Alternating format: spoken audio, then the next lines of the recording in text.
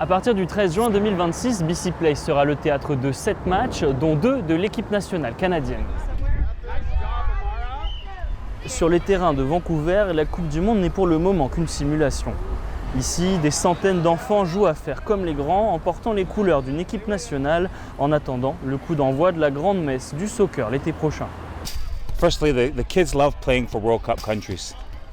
And it's struck their imagination in that way. Every child wants to play for their country, and this is the chance that they get out here in the grassroots level.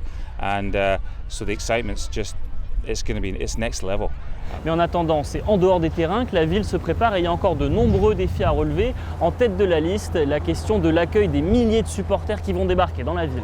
Selon Destination Vancouver, 20 000 chambres d'hôtel seront disponibles dans la région du Grand Vancouver l'été prochain. C'est trop peu, selon des observateurs, pour qui les locations touristiques pourraient être une solution et des discussions seraient en cours avec la ville et la province.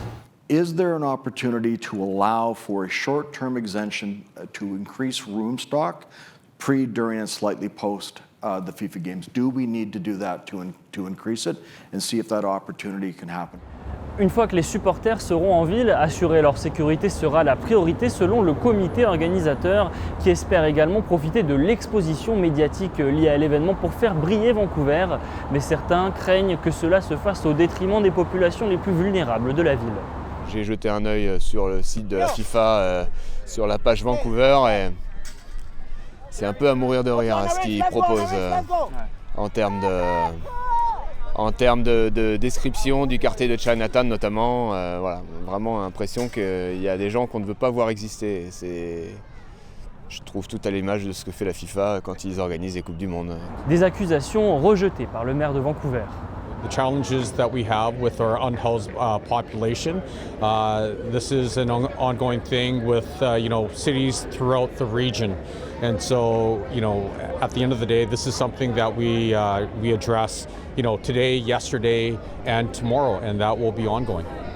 Dans la préparation de cette Coupe du Monde, il reste encore une grande inconnue, c'est le coût de l'accueil de la compétition pour Vancouver et la Colombie-Britannique.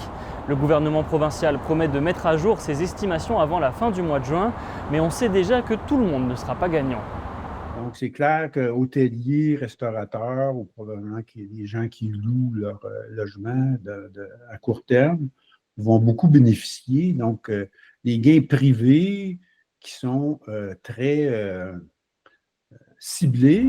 Voilà, le compte à rebours est lancé. Il reste 12 mois aux organisateurs pour faire de cette Coupe du Monde une fête ouverte à tous et à toutes, à l'image du foot, le sport le plus populaire de la planète.